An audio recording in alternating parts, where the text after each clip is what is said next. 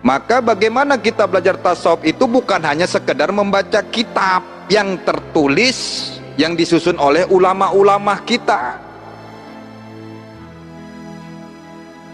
Tasawuf itu adalah praktek. Di mana kita mendapatkannya itu, selain kita secara teori dan praktek, di thariqah. Masuklah thariqah, berbaiah kepada mursyid.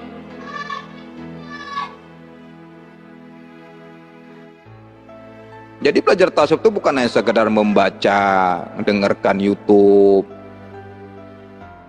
dengarkan di TikTok, boleh silakan. Tapi tasawuf itu intinya adalah biar diakui, belajar, biar dibimbing. Maka cari guru-guru, mursyid. Lantas thariqah itu apa, bah? Thariqah itu jalan. Jalan untuk menuju Tuhan, jalan untuk membersihkan hati, jalan untuk mencapai kepada tasawuf yang kita terangkan tadi. Itulah thariqah. Nah, kata thariqah ini berasal dari bahasa Arab yang berarti al-qad fi al-sya'i, garis sesuatu, atau al-sirah, jalan. Sabil sama juga disebut sirah, jalan. Sabil, jalan. Atau al-hal, keadaan. Huwa ala tariqah hasana wa tariyah sayi'ah, berada dalam keadaan jalan yang baik dan jalan yang buruk.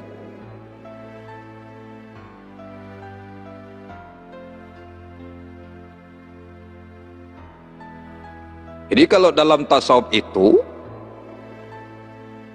pengertian thariqah itu adalah jalan atau petunjuk dalam melaksanakan suatu ibadah sesuai dengan ajaran yang dibawa oleh Rasulullah sallallahu alaihi wasallam.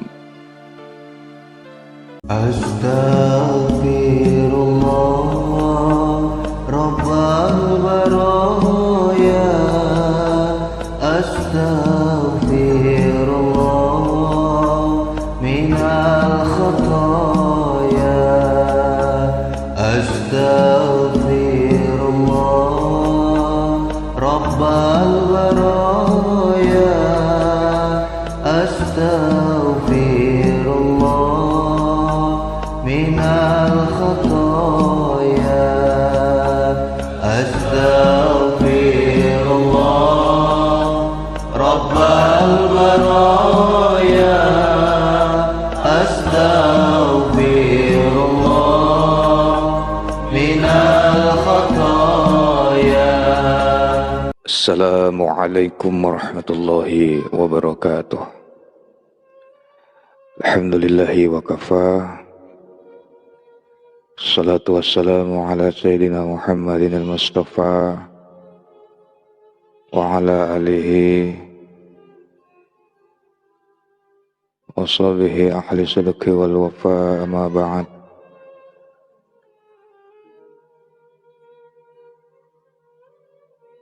Asyhadu an la ilaha illallah wahdahu la syarika lah, wa asyhadu anna Muhammadan abduhu wa rasuluh. Tauja haitsu syi'ta fa innaka mansur. La haula wa la quwwata illa billah. Qala Allah Ta'ala fi kitabil karim, a'udzu billahi minasy syaithanir rajim.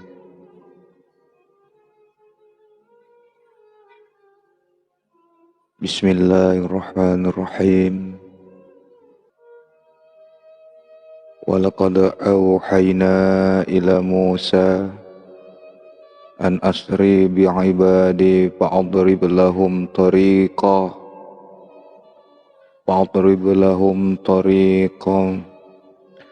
fil bahri yabassa la takhafu daraka wa la takhsha.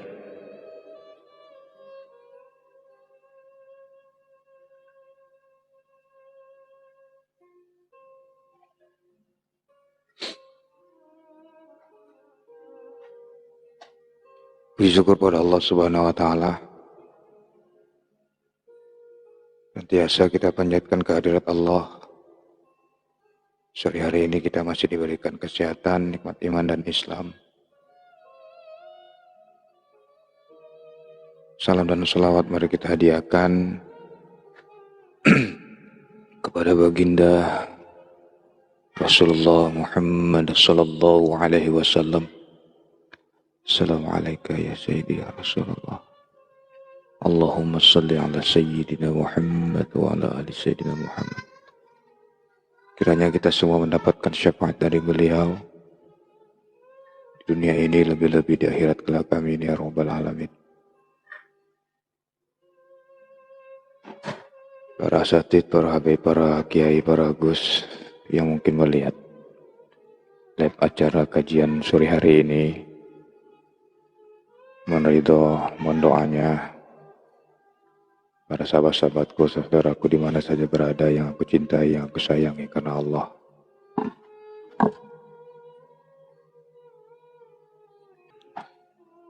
Sore hari ini kita membahas tentang pengertian thariqah. Jadi sebelum kita membahas kaji thariqah, pendahuluannya itu adalah tasawuf.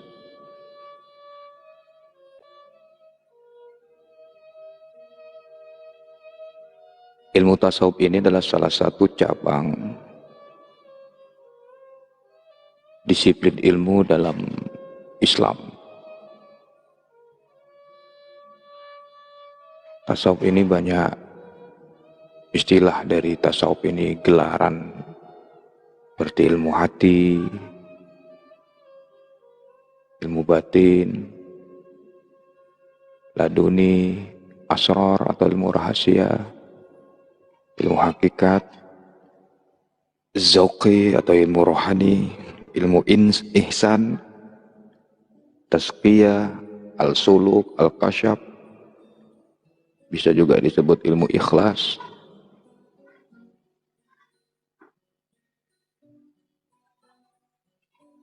Prinsip dan pengamalannya itu sudah ada sejak zaman baginda Rasulullah Sallallahu alaihi wasallam dan para sahabat, tabi'in, salafus saleh.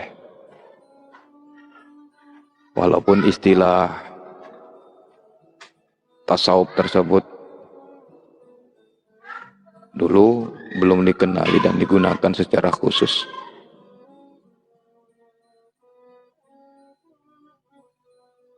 Maka tasawuf ini pernah menyebabkan perbedaan pandangan di kalangan para ulama. Isu-isu ketidaklurusan ajaran para guru thariqah,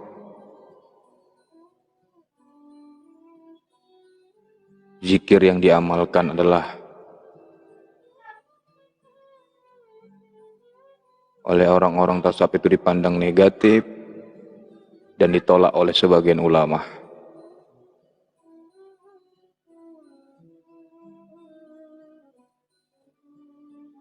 Nah dulu Ibnu Taimiyah, Ibnu Qayyim, Al-Khatib, Al-Sarbini, mereka tuh menolak ajaran thariqah dan atau tasawuf ini. Kenapa? Mereka beranggapan ajaran ini bertentangan dengan Al-Quran dan Sunnah. Namun alhamdulillahnya pendapat mereka itu dijawab oleh para ulama tasawuf dan thariqah yang menjelaskan tentang dalil-dalil naqli yang bersumber dari Al-Quran dan Sunnah.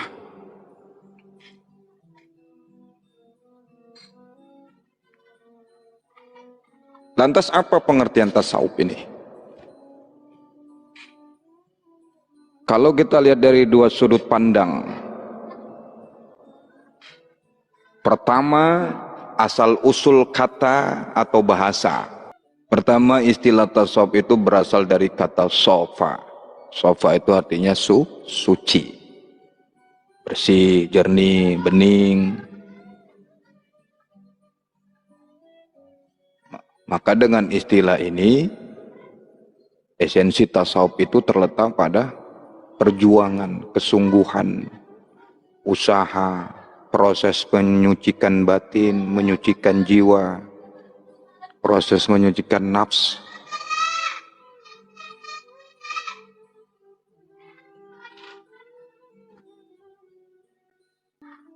Bahkan kesucian jiwa itu sendiri merupakan salah satu tujuan bertasawuf.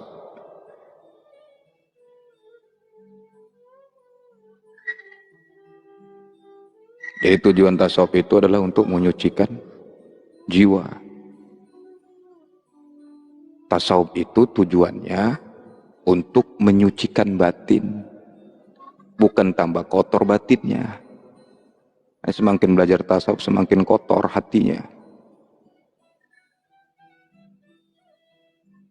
Belajar tasawuf itu untuk menyucikan hati, membersihkan hati, menyucikan jiwa.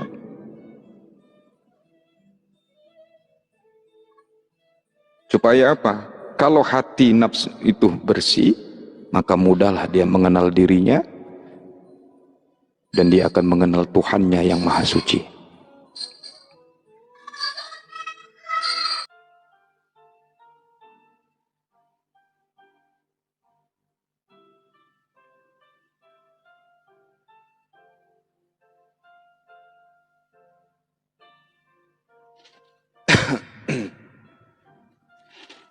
Jadi tujuan kita belajar tasawuf itu, orang yang memasuki duduk di dalam tasawuf itu untuk menyucikan hati, menyucikan jiwa.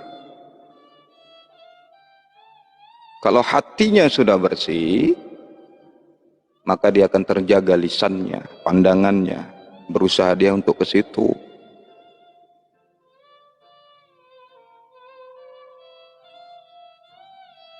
Kemudian yang kedua, istilah tasawuf ini berasal dari kata sop. Sap. Dalam sholat itu sop, meluruskan sap. Itu artinya apa? Barisan.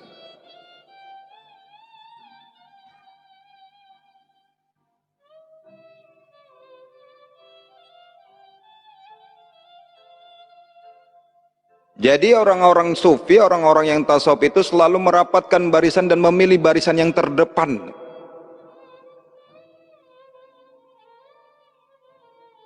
Dan selalu mengutamakan sholat berjamaah. Jadi salah orang mengira bahwa orang yang sudah tinggi tasawufnya malah meninggalkan sholat. Salah total. Jadi tasawufnya itu dia berlandaskan kepada kitab setan. Tasawuf itu bukan berarti meninggalkan duduk di tasawuf, meninggalkan syariah. Justru dia lebih mendalamkan, lebih teratur dia sholat syariatnya.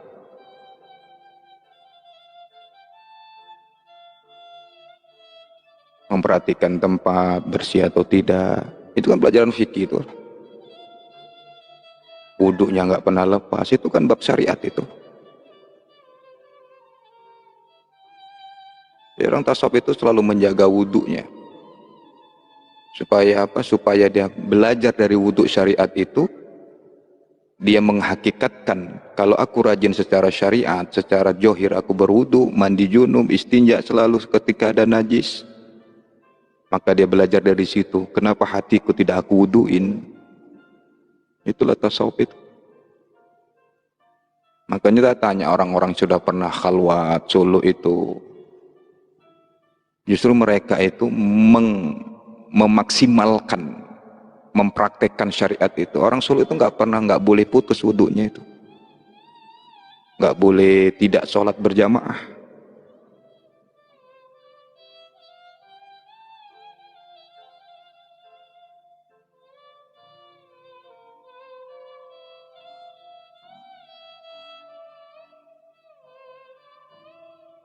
Dan istilah tasawuf ini dalam kata sop itu juga selain barisan, juga mengartikan persaudaraan, kekeluargaan, kasih sayang, solidaritas, kedisiplinan.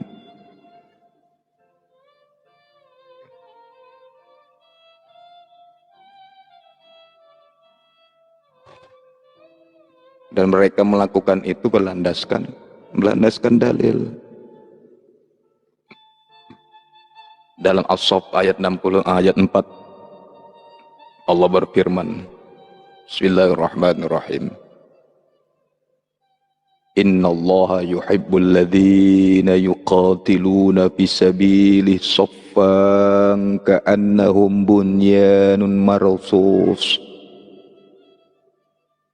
Sesungguhnya Allah menyukai orang-orang yang berjihad di jalannya dalam barisan yang teratur. Mereka seakan-akan seperti suatu bangunan yang tersusun kokoh.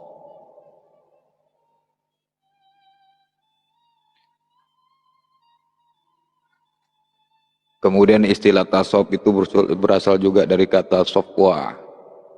Sofwa itu berarti pilihan. Maka orang-orang tasawuf itu adalah orang-orang pilihan. Kelompok-kelompok orang yang terpilih di antara hamba-hamba Allah karena kesucian jiwa. Jadi walaupun kita betah untuk belajar tasawuf, kalau Allah nggak milih, nggak akan bisa suci jiwanya itu. Semakin dia bertasawuf, semakin dia belajar ketuhanan, semakin kotor hatinya.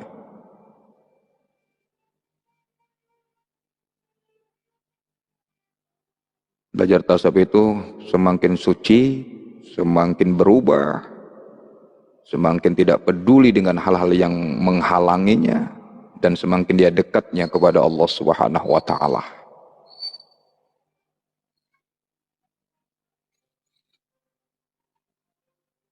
Maka dengan kesucian dan kedekatannya kepada Allah, orang-orang yang dulu di tasawuf itu atau disebut orang sufi, jadi orang yang belajar tasawuf dan melakukan ilmu tasawuf bukan hanya sekedar belajar kitab tasawuf tapi nggak melakukan pengamalan tasawuf, itu bukan sufi. Yang disebut sufi itu adalah orang yang mengamalkan tasawuf itu.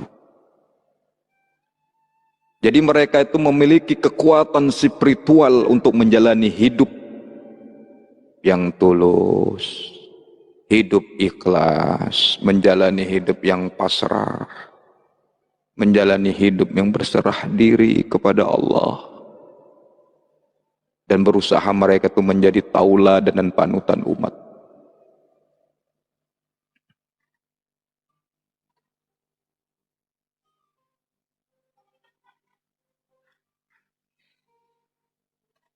Kemudian yang keempat, istilah tasawuf itu dari kata sufa, tempat duduk artinya, yang terbuat dari kayu atau batu. Kenapa disebut itu? Ini berdasarkan pandangan di dalam fakta sejarah peradaban Islam pada masa Nabi Muhammad SAW.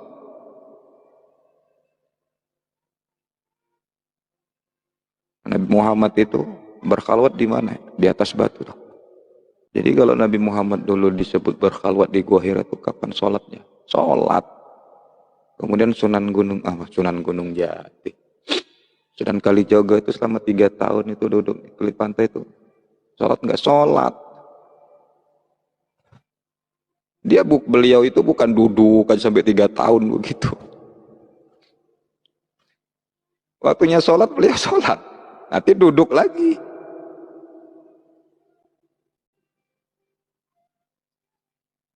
Kadang banyak orang yang suka-suka memiringkan sejarah yang sebenarnya. Di bayangan kita selama ini Sunan Kalijaga duduk di pinggir sungai, duduk selama 3 tahun sampai berlumut gitu, nggak gerak-gerak.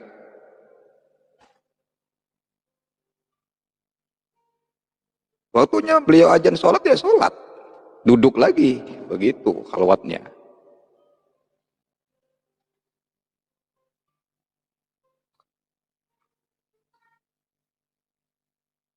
Bilang nanti juga Sunan Kalijaga berantem juga sama, berkelahi sama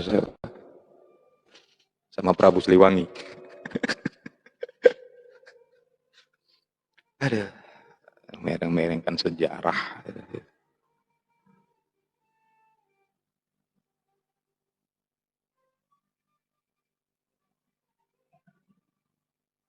Kenapa suka mereng? Karena berfokus kepada kitab yang tertulis. Yang nulis pun juga tahu langsung atau tidak sejarah.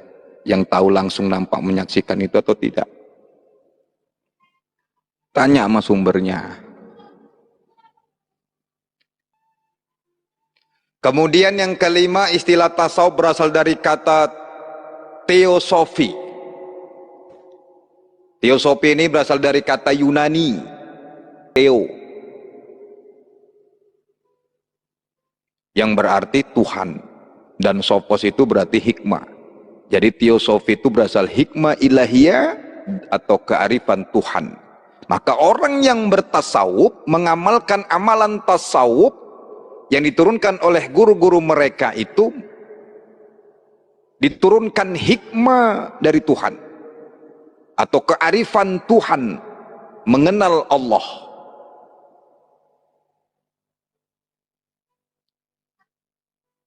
Kemudian 6, kata tasawuf itu berasal dari kata suf, bulu domba. Kenapa disebut bulu domba? Sejarahnya di awal abad kedua di Timur Tengah. Jadi orang-orang yang bertapa di zaman Yahudi. Jadi model petapa itu sudah ada sejak di kalangan Yahudi dulu. Sejak awal abad kedua dulu sudah ada petapa-betapa gitu. Jadi para petapa dari kalangan Yahudi dan Nasrani itu, mereka itu biasa memakai pakaian dari bulu domba atau wol, kain wol kasar, yang mereka jadikan untuk mantel atau jubah. Maka pakaian yang begini ini bermakna sebagai simbolik dari kefakiran, kerendahan hati, dan kesederhanaan.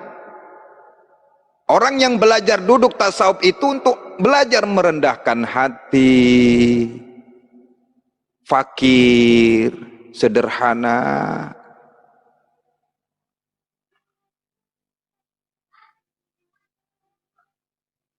Jadi pada waktu itu yang menggunakan pakaian itu dari kalangan miskin, kalangan yang berada juga sama menggunakan itu.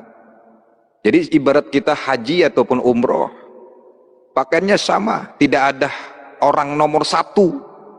Semuanya pakai pakaian ihram, semuanya putih. Nggak ada aku mentang-mentang kaya mesti pakaian ihramku harus pakai ada perhiasannya nih, nggak bisa begitu. Nah, itu mengajarkan kita itu sederhana, rendah hati. Ada orang kadang-kadang secara johirnya itu kalau jumpa yang lebih tua rendah dia, tapi hatinya tinggi. Nah, sama aja. Tunduk, kalau jumpa orang tua, jumpa guru, tunduk, tapi hatinya tinggi. Jadi tasawuf itu mendahulukan hati.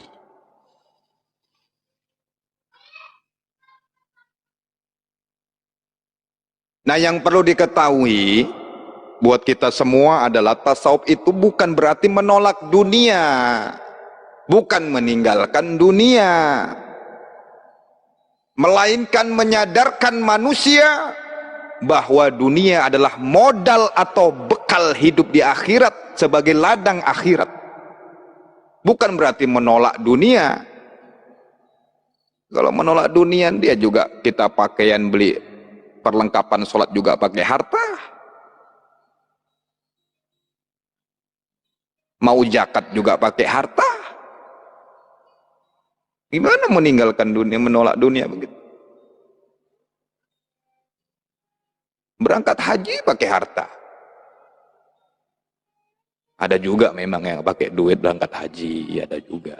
Dia di rumah tahu-tahu udah haji. Gitu. Ini cerita mayoritasnya saja.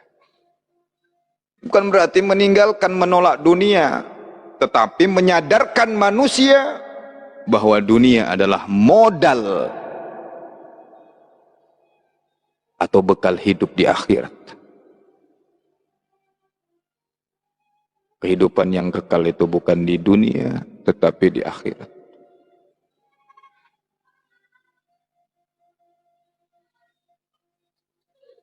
Dunia ini hanya sarana. untuk mencapai kebahagiaan yang hakiki dan abadi.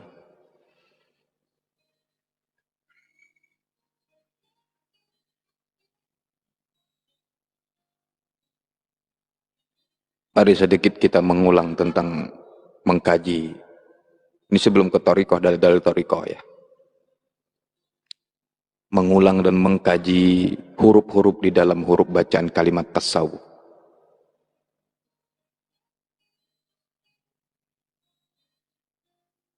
Kita mengambil dari kitab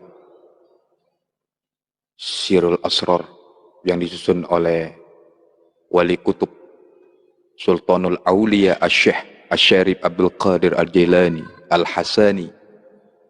Nah, itu nama lengkap beliau.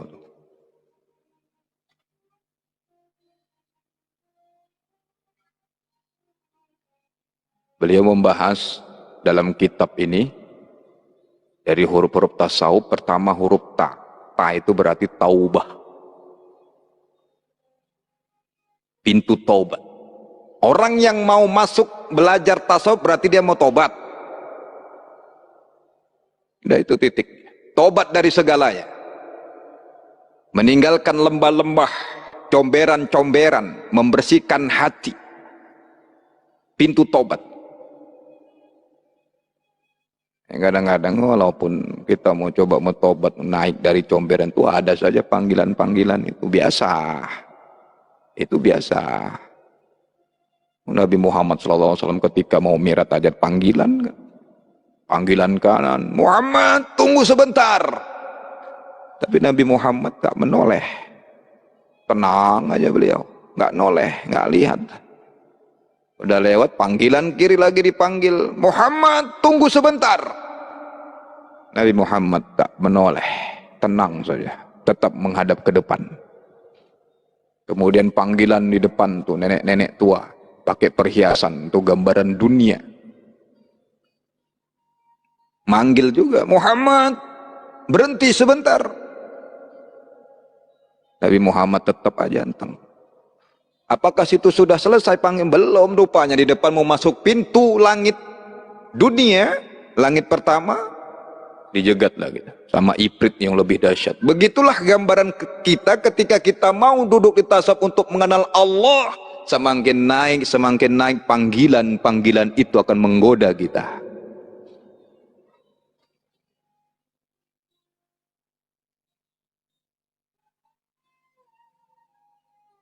Itu gambaran kita. Naik sikit panggilan lagi. Buya, tunggu sebentar. Dapat kita noleh, terjebak kita dengan panggilan-panggilan itu. Gibahan itu panggilan, bulian itu panggilan. Panggilan dunia agar kita tidak naik ke atas. Laga ayam, panggilan.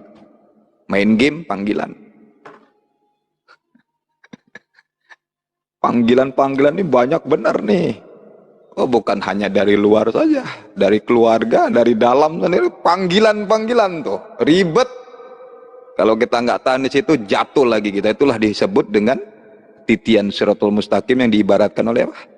Rambut yang halus dibelah 7 lagi. Ini sekarang di dunia ini, bukan nanti gambaran di akhirat sono. Ini sekarang kita jalani, terpleset kita, maka kita akan masuk ke dalam jurang. Maka doa kita apa? Ihdinas siratal mustaqim. Ihdinas siratal mustaqim. Taubah. Selalu merasa khawatir tentang kedudukan diri kita itu di sisi Allah. Jangan merasa puas dengan amal.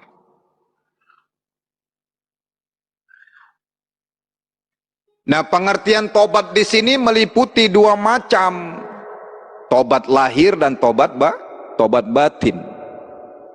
Apa tobat lahir itu? Menyesuaikan perbuatan dan perkataannya dengan ketaatan kepada Allah dan Nabi-Nya.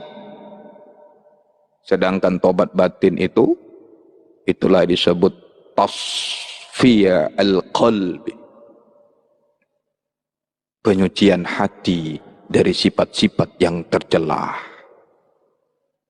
Kemudian diisi dengan sifat-sifat yang terpuji. Itulah disebut takhalli, pengosongan dari sifat-sifat yang tercela.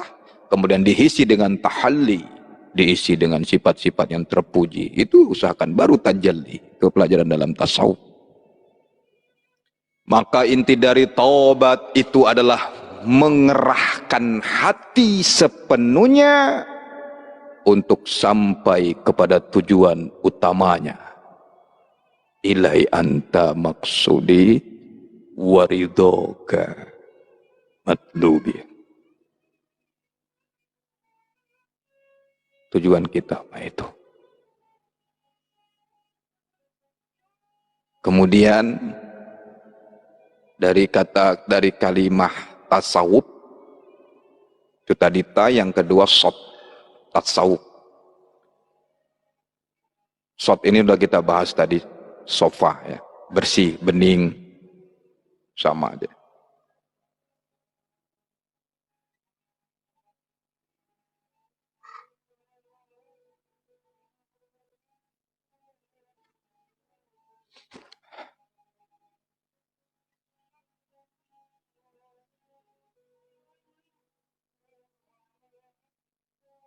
Sofa al-qalbi dan sofa asir.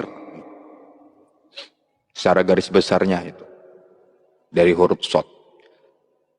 Apa maksud dari sofa al-qalbi itu? Membersihkan hati dari sifat-sifat manusiawi yang kotor dan kenikmatan dunia, seperti banyak makan, banyak minum, banyak tidur, banyak ngomong yang nggak berguna, cinta harta dan lain-lain. Jadi udah meninggalkan itu dia. Kalau kira-kira omongan tuh nggak berguna, dia tinggalin. Makan dikurangi, minum, tidur, apalagi malam, kurangi tidur malam.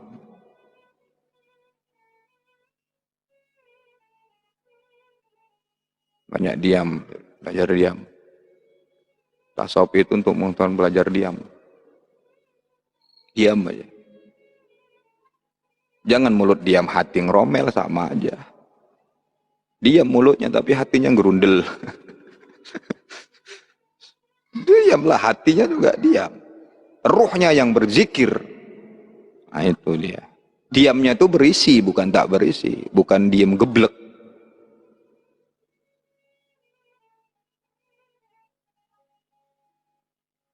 Itu sofa al-qalbi. Bagaimana cara mencapai sofa al-qalbi ini? Banyak zikir kepada Allah.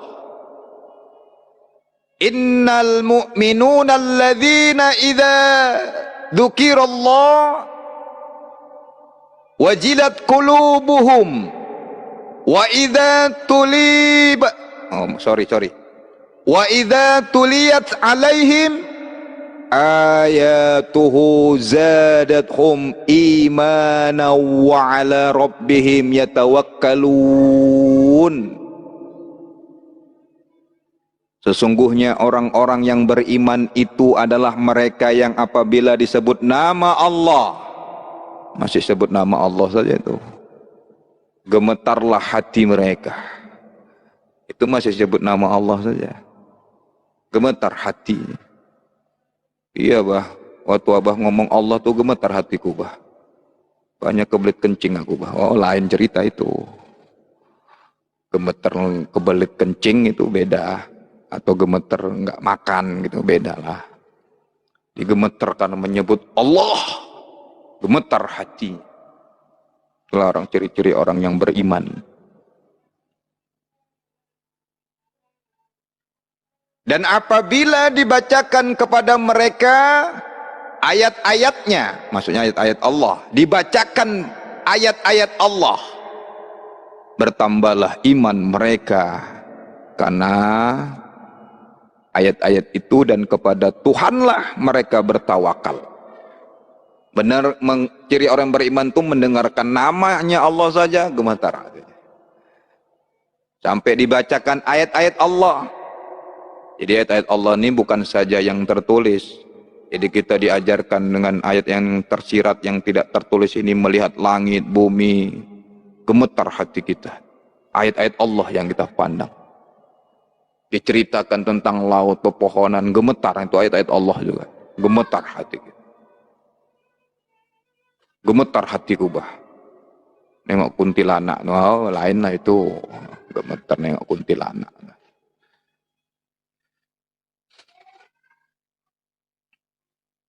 Kemudian maksud dari sofa asir yang kedua, mencintai Allah dan menjauhi segala sesuatu selain Allah dengan cara senantiasa melantunkan nama Allah melalui lisannya secara rahasia. Kalau sudah keduanya itu kita kerjakan, dilaksanakan dengan sempurna, maka sempurnalah makom huruf shad ini.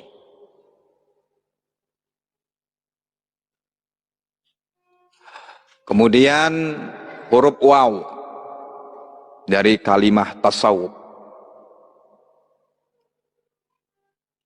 Waw ini bermakna wilayah, makom wilayah. Apa itu waw ataupun yang dimaksud dengan wilayah dari kalimah tasawuf? Keadaan suci dan hening yang ada pada jiwa kekasih Allah. Karena kalau orang yang sudah membersihkan diri, tobat sudah dia laksanakan, masuk ke pintu tobat, apapun omongan, apapun tantangan, apapun yang dihadapnya menghadang dia terus sampai dia masuk kepada shad dan dia masuk ke dalam waw, ke dalam wilayah, dia akan hening, diam. Ya. Diamnya itu nggak diam geblek ya, diam yang bersambung kepada Allah. Itu tingkatan zikir yang tertinggi, itu diam.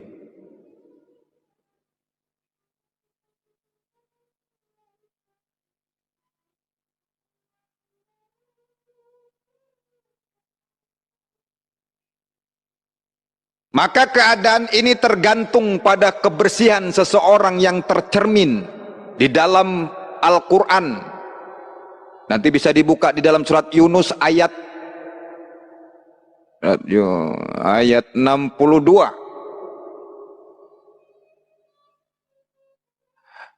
A'udzu billahi minasyaitonir rajim. Bismillahirrahmanirrahim. Ala inna awliya Allah. Ingatlah sesungguhnya wali-wali Allah itu la khaufun alaihim, tidak ada kekhawatiran terhadap mereka, walahum yahzanun, dan tidak pula mereka bersedih hati. Dia jein sedih, bukan wali itu namanya. Atau mulutnya tukang gibah, bukan wali itu, wali setan namanya. Memandang orang dengan keburukan atau wali setan. Walaupun yang ngaji tasawuf. Gak ada wali yang tukang memfitnah, menggibah, membuli orang. Walaupun dia paham tentang ilmu tasawuf itu. Atau jiwanya bisa kemana-mana. Bukan wali. Bukan wali Allah itu, wali setan.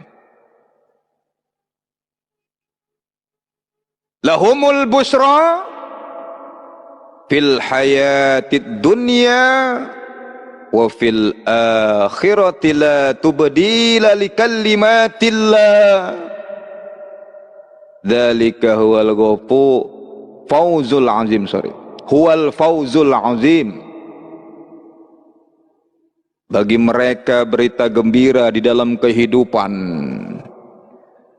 di dunia dan dalam kehidupan di akhirat. Tidak ada perubahan bagi kalimat-kalimat janji-janji Allah. Yang demikian itu adalah kemenangan yang besar.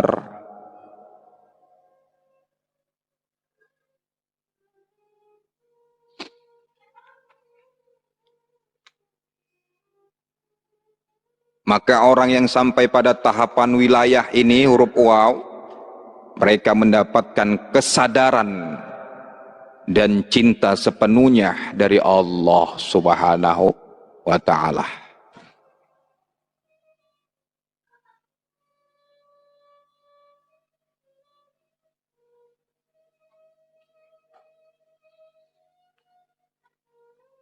Sehingga akhlaknya adalah akhlak Allah. Tindak tanduknya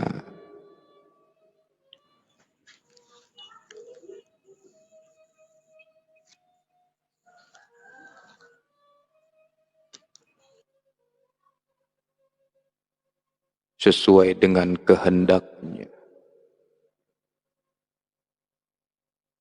Jika aku sudah mencintainya, kata Allah dalam salah satu hadis qudsi, aku menjadi penglihatan, pendengaran, tangan, dan penolong baginya. Kalau begitu di mana kita? Kalau Allah sudah mencintai kita, itu yang menjadi penglihatan itu Allah. Bukan berarti penglihatanku adalah penglihatan Allah, pendengaranku adalah pendengaran Allah, bukan begitu.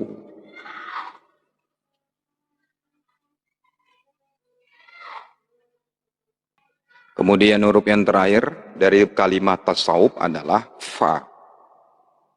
Apa fa? Fanah. Di dalam kebesaran Allah. Allahu Akbar. Apa itu fana? Pengosongan, penghapusan segala macam sifat-sifat manusia dengan menyatakan keabadian sifat-sifat Allah.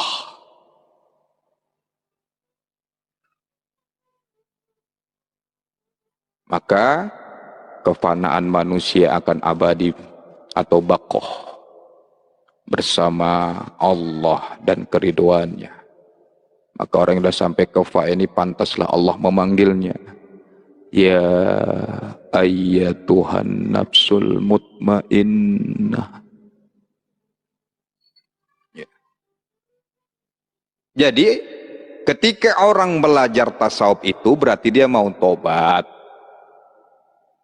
membersihkan hatinya untuk menuju kepada shod, supaya bersih dan bening hatinya. Kalau sudah bersih, maka dia pantas masuk ke dalam wilayah ketuhanan, menjadi kekasih Allah. Kalau sudah sampai di situ, maka dia akan fanah. Itulah tujuan orang mau duduk bertasawuf.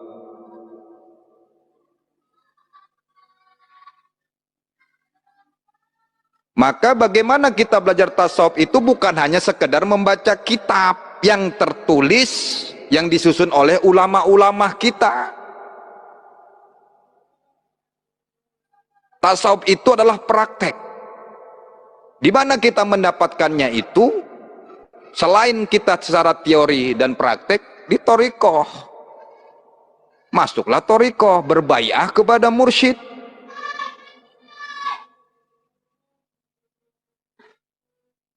Jadi belajar tasawuf itu bukan hanya sekedar membaca, mendengarkan YouTube, dengarkan di TikTok, boleh silakan. Tapi tasawuf itu intinya adalah biar diakui, belajar, biar dibimbing. Maka cari guru-guru mursyid. Lantas thariqah itu apa, bah? Thariqah itu jalan. Jalan untuk menuju Tuhan. Jalan untuk membersihkan hati. Jalan untuk mencapai kepada tasawuf yang kita terangkan tadi. Itulah thariqah. Nah, kata thariqah ini berasal dari bahasa Arab yang berarti al-qad fi al-sya'i. Garis sesuatu. Atau al-sirah.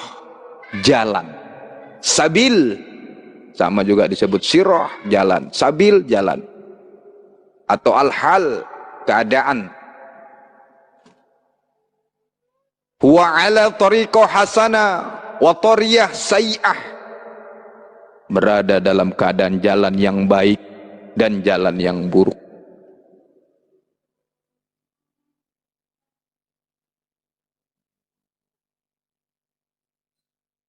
Jadi kalau dalam tasawuf itu,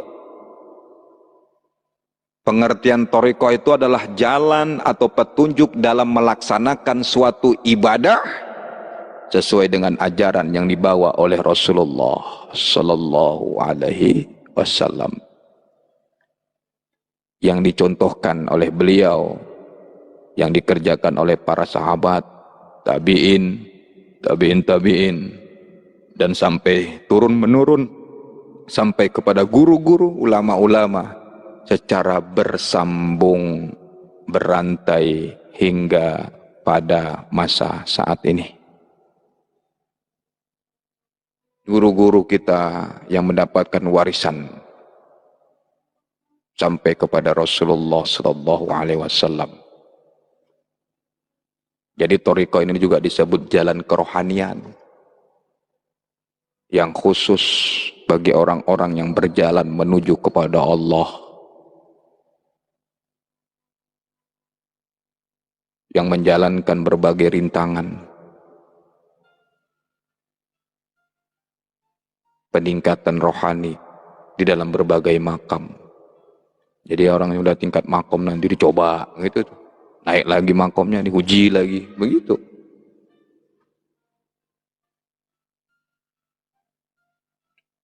Lo nggak ngaji torikoh aja pun dicoba, diuji. Lebih bagus kita masuk torikoh, belajar tasawuf. Yang tidak belajar ngaji torikoh saja pun diuji. Lebih bagus kita bertorikoh walaupun diuji. Memang itulah tanda sayangnya Allah kepada kita. Naik makom, nggak seperti tadi yang kita ceritakan. Rasulullah saja pun masih panggilan, menerima panggilan-panggilan itu. Ya tergantung kita mau melihat atau tidak. Dipanggil sebelah kanan, kita lihat, jatuhlah kita. Udah naik lagi, dipanggil sebelah kiri, noleh lagi kita, terpengaruh lagi. Udah lewat, kita bisa melewatinya, dipanggil lagi di depan, berhenti, kita lihatin lagi, jatuh lagi, turun lagi. Udah bisa kita mengendalikannya, naik lagi, dipanggil lagi di atas, mau masuk ke makom, ke wilayah ketuhanan, dijegat oleh ibrit. Tergoda kita di situ. Perang batin masuk ke dalam alam pikiran, setan pun masuk ke dalam otak kita. Ibrit mengirimkan cahaya, kita sangka, oh itulah tanda jalan, aku juga nampak cahaya. Panggilan, panggilan itu, panggilan.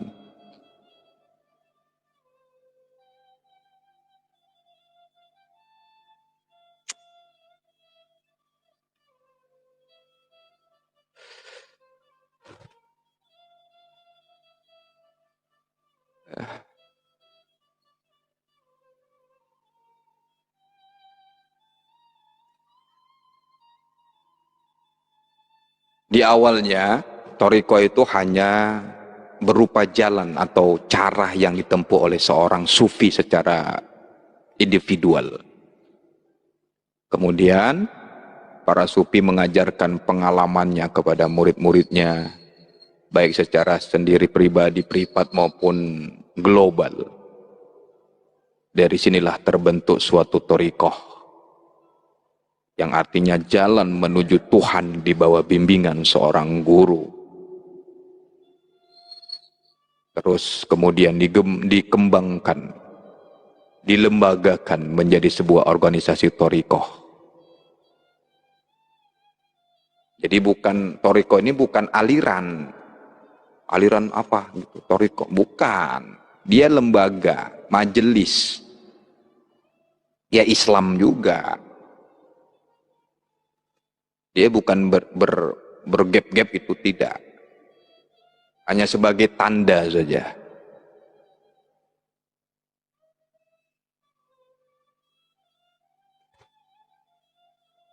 Maka toriko ini juga diartikan jalan atau cara untuk mencapai tingkatan-tingkatan dalam rangka mendekatkan diri kepada Allah.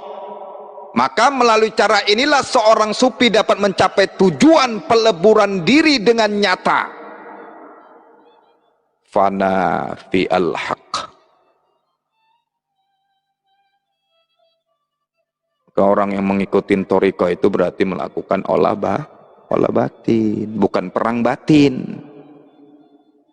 Kita bertorikoh itu untuk olah batin, diolah-olah, bukan perang batin. Riyadhah, latihan-latihan, mujahadah, perjuangan di dalam kerohanian, membersihkan diri dari sifat-sifat mengagumi diri sendiri atau ujub. Itu najis, sombong itu najis, menghilangkan itu. Ingin dipuji orang, itu najis, cinta dunia. Thariqah itu harus ikhlas, rendah hati, tawakal, ridho.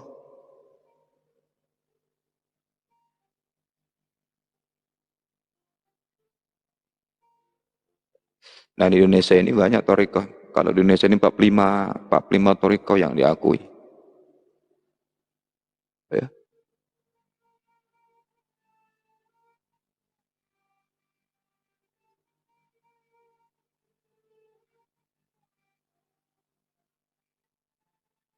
Itu yang didaftar, yang di dalam daftar Jamiah Al-Thariqah Al-Muta'abarah Al-Nadiliyah Jami'iyah, 45 thariqah yang dianggap muktabar. Ada thariqah Rumiyah, Rifa'iyah, Sa'diyah, Ba'riyah, Umariyah, Alawiyah, Justiyah, Abbasiyah, Zainiyah, Dasuqiyah, Akbariyah, Bayumiyah, Malamiyah, Samaniyah, Ghayah, Tijaniyah, Uwaisiyah, Idrisiyah, Buhuriyah, Usyaqiyah, Kubrawiyah, Maulawiyah, Jalwatiyah, Bayrumiyah, Ghazaliyah, apa lagi? Hadadiyah, Hamzawiyah, Mabuliyah, Sumbuliyah, Idrusiyah, Usmaniyah, Sajiliyah, Sa'baniyah, Khalsaniyah, Qadiriyah, Syatariyah. Nah, itu masuk tuh.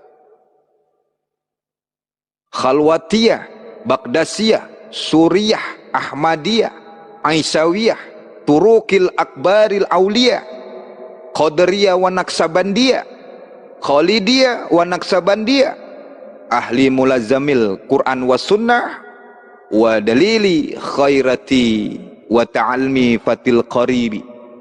Kemudian Au Kifayati Awam, 45.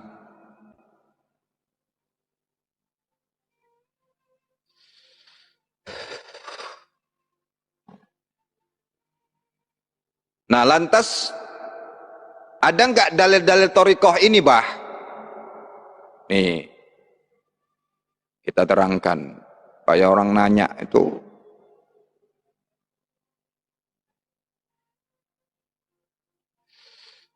Supaya tahu. Bisa dicatat nanti di dalam surat An-Nisa ayat 168.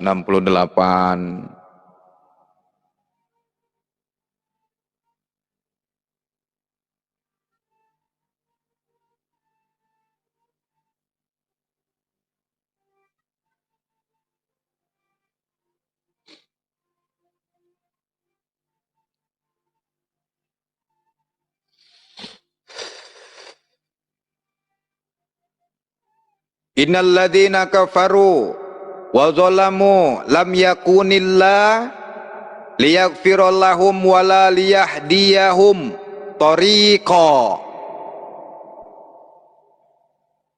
Sesungguhnya orang-orang yang kafir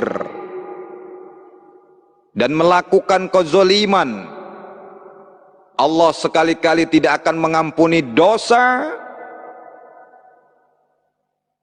dan tidak pula akan menunjukkan jalan kepada mereka. Itu dalil pertama.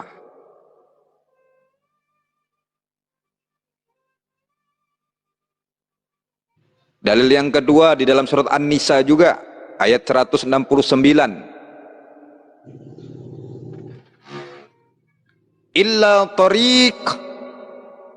Illa tariqa jahannam khalidina fiha abada kecuali jalan ke neraka jahanam. Mereka kekal di dalamnya selama-lamanya.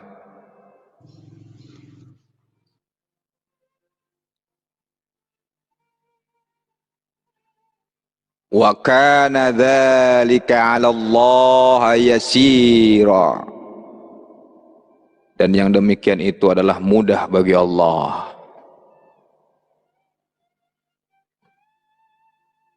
Dalil yang ketiga di dalam surat Toha ayat 63.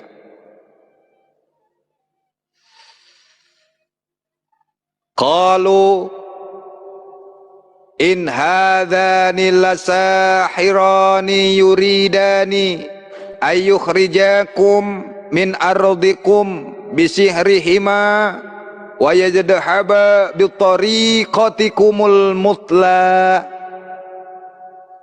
Mereka berkata, sesungguhnya dua orang ini adalah benar-benar ahli sihir yang hendak mengusir kamu dari negeri kamu dengan sihirnya dan hendak melenyapkan kedudukan kamu yang utama.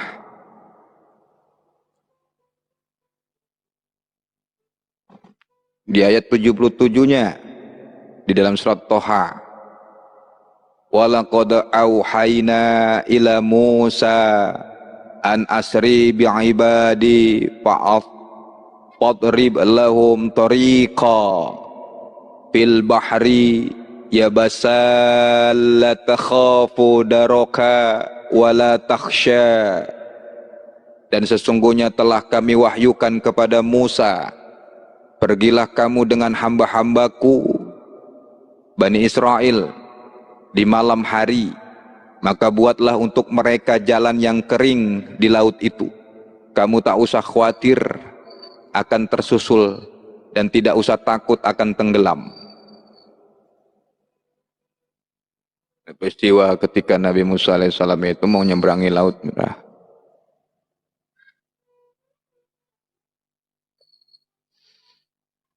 Jadi menurut Imam As-Sayyuti, kata Thariqah dalam surat itu, surat Toha itu 7 itu, dalam kata Thariqah di dalam ayat itu, dalam surat itu berarti Allah mengeringkan bumi sebagai jalan bagi Musa dan kaumnya. Jadi laut itu kering sebagai jalan untuk melewati. Jadi Thariqah itu jalan untuk keselamatan. Itu maknanya kan. Jadi Nabi Musa itu kan pada waktu selamat dari kejaran-kejaran orang kaum pasukan Fir'aun. Selamat dia. Jadi kalau kita mau selamat, Thariqah, jalan. Dibukakan jalan. Laut menjadi kering, menjadi jalan. Dibukakan Allah. Enggak tersusul. Yang ngejar malah tenggelam.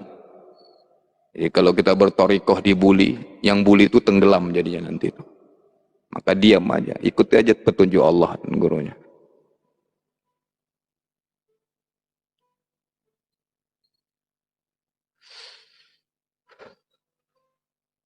Dia doakannya baik-baik. Walaupun dikejar-kejar kita. Kejar-kejar yang orang-orang merasa angkuh, benar sendiri, tenggelam sendiri. Nah, itu gambaran cerita Nabi Musa. Tenggelam mereka. Allah yang menenggelamkan. Dan jasad Fir'aun itu sampai sekarang abadi toh. Nah, sebagai itibar, sebagai contoh. Orang yang sombong tuh kekal dia. Matinya pun kekal. Enggak dibusukan sebagai contoh.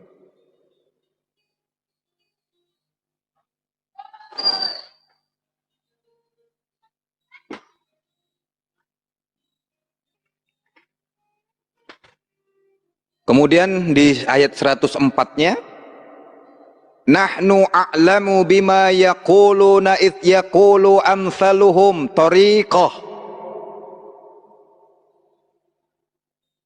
illa bistum illa yauma. Kami lebih mengetahui apa yang mereka katakan. Kami lebih mengetahui apa yang mereka katakan. Ketika berkata orang yang paling lurus jalannya di antara mereka, kamu tidak berdiam di dunia melainkan hanyalah sehari saja. Di dunia cuma sehari doang. Mau lambat-lambat kali. Mau senang-senang lagi kita. Teruskanlah kesenangan itu.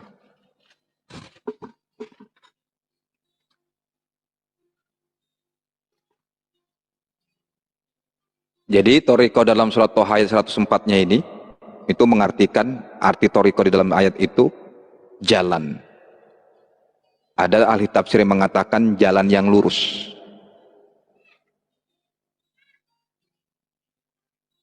Yang lurus pikirannya, amalnya di antara orang-orang berdosa. Itu ahli tafsir menerangkan ayat dengan ayat itu. Lagi dalilnya, biar kuat. Jadi orang nggak bertanya-tanya, apa dalil toriko? Bilang pula toriko itu menuhankan toriko lagi. Qalu ya qaumana inna sami'na kitaba unzila min ba'di Musa musaddiqan lima baina yadayhi yahdi ilal haqq wa ila tariq mustaqim.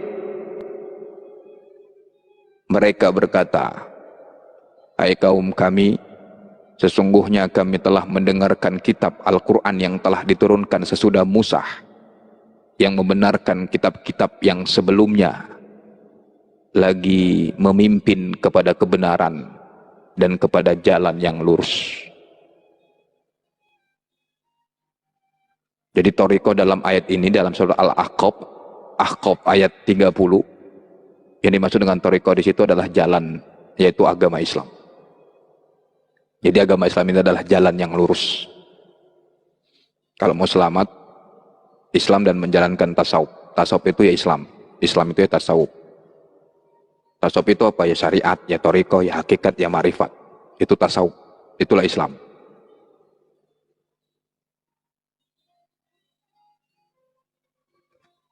Lagi dalil berikutnya, walaqad khalaqna fawqakum sab'an tara'iq wa ma kunna 'anil khalqi ghafilin. Sesungguhnya kami telah menciptakan di atas kamu 7 buah jalan, 7 langit, dan kami tidaklah lengah terhadap ciptaan kami.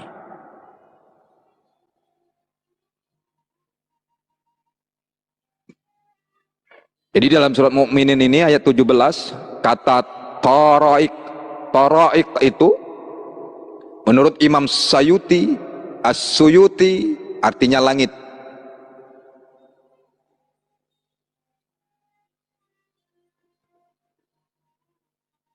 Langit itu jalan. Kenapa disebut langit? Karena dia adalah jalan-jalan bagi malaikat.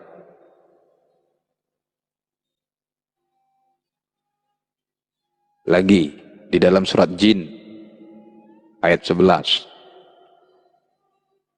wa anna minna salihun wa minna duna dzalik kunna tara'iqa qidadah. Dan sesungguhnya di antara kami ada orang-orang yang saleh, dan di antara kami ada pula yang tidak demikian halnya. Adalah kami menempuh jalan yang berbeda-beda. Jadi jin ini maksudnya Allah menceritakan jin. Jadi di wilayah jin itu, di antara mereka itu juga ada orang-orang yang soleh. Ada juga yang tidak. Jalannya beda-beda. Itulah jin.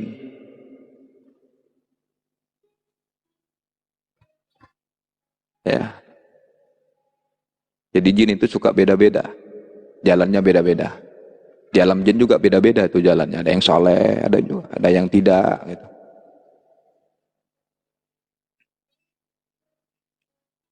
Di ayat 16-nya, wa alwi istaqamu ala tariqati la asqainahum ma'an ghadaqa.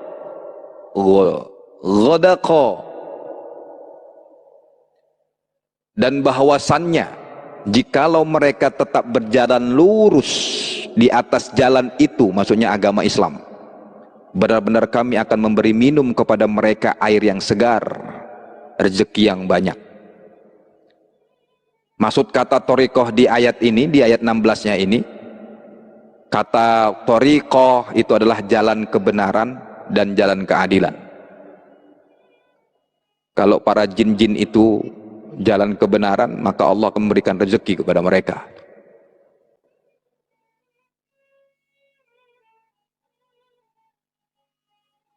Kalau kita perhatikan dari dalil-dalil yang kita bacakan tadi, kata thariqah itu dalam Al-Quran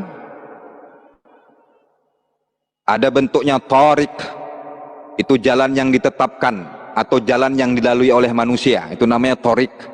Ada thariqah, itu keutamaan atau kebenaran. Ada tharaik, berbentuk jamak. Dan tharaik ini mempunyai dua makna. Pertama, jalan yang kelihatan, atau yang kedua aliran atau keadaan. Nah, dalam hadis juga disebutkan inna syarighati ja'at alal thalathimi'a wasittaina tariqah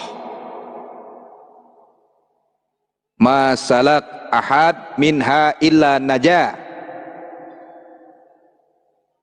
Rasulullah bersabda, sesungguhnya syariatku datang dengan 360 thariqah, maksudnya jalan, sistem. Tidak seorang pun mengambil dari salah satunya kecuali mendapat keselamatan. Jadi orang yang menempuh jalan, orang yang masuk dalam thariqah atau jalan menuju Allah, dia akan mendapatkan keselamatan. Itulah bagian dari dalil-dalil thariqah. Arti thariqah itu berarti artinya jalan.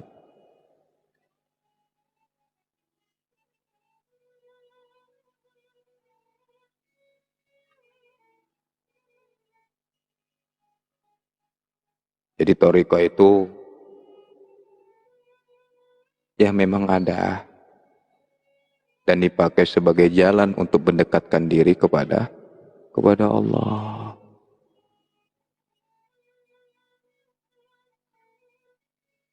Jadi dalilnya jelas.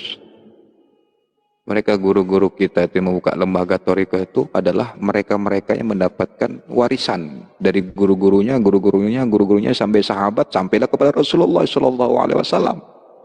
Gimana kita nggak dibilang selamat oleh Rasulullah? Selamat kalau benar belajarnya, sesuai dengan aturan, ikutin peraturan,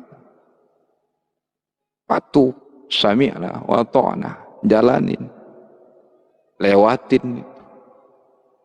Yang namanya jalan itu untuk mencapai hakikat pasti ada kerikil, ada lobang, ngadapi angin kencang, angin sepoi-sepoi, batu kecil, batu besar, lobang dangkal, lobang dalam.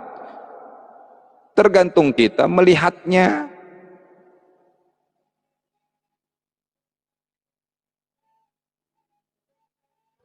Ya, maka bersyukur kita yang hari ini teman-teman terus yang sudah berbaiah di dalam thariqah, teruskan dan kerjakan talqin yang sudah ditalkinkan oleh guru masing-masing supaya kita selamat, pulang selamat, di dunia selamat, di akhirat selamat, dan selamat mendapatkan syafaat dari Rasulullah Sallallahu Alaihi Wasallam. Yang namanya jalan itu ya pasti ada tantangan. Yang namanya jalan itu pasti menjumpai segala sesuatunya. Apapun, yang penting kuat terus, jangan noleh. Itu gambaran Isra Mi'rajnya Rasulullah Sallallahu Alaihi Wasallam sebagai iktibar bagi kita. Muhammad, tunggu sebentar. Nabi Muhammad nggak lihat. Terus dia berjalan menghadap depan. Tujuannya ilai anta. Ilai anta maksudi.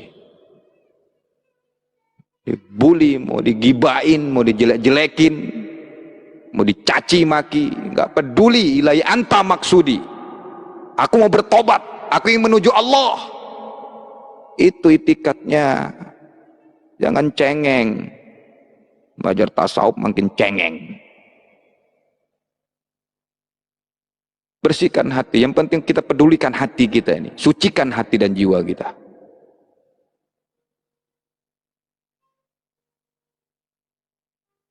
Mudah-mudahan bermanfaat.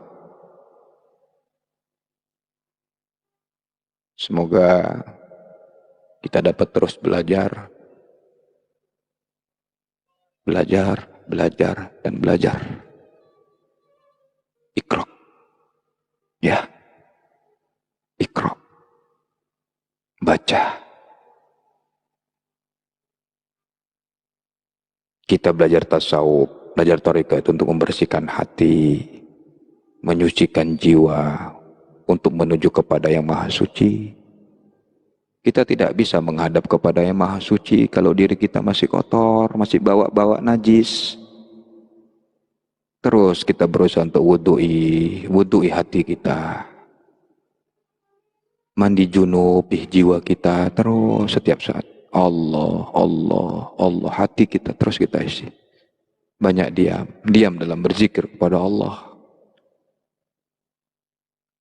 Yang buruk yang kita lihat itu semuanya Allah. Untuk menguji hati kita. Baik buruknya itu datang dari Allah. Yang penting kita baca diri kita. Lihat diri kita ini. Lihat diri kita. Ya. Rajin-rajin menelik diri. Diri sendiri. Kalau kita mengenal diri. Diri yang sebenarnya diri. Supaya kita connect dan lebur kepada ruh. Dan ruh itu akan yang membawa kepada yang punya ruh. Kembali dengan terang. Mohon maaf atas segala kekurangan. Mohon ampun kepada Allah. Mohon maaf kalau ada kata-kata yang menyinggung perasaan sahabat-sahabatku, saudara-saudaraku yang aku cintai, yang aku sayangi karena Allah. Doaku untuk kalian semua, agar apa yang kalian hajatkan dan yang sudah masuk ke dalam bai'ah tasawuf kepada guru-guru kita, Allah sampaikan kalian benar-benar sampai kepada Tuhan. Kalau kalian nanti sampai duluan dan jumpa dengan Allah duluan dan jumpa kepada Rasulullah, sampaikan salam saya dan tunggu saya di sana. Insya Allah kalau saya sampai duluan, saya akan ingat kalian dan saya sampaikan salam kalian kepada Allah dan kepada Rasulullah.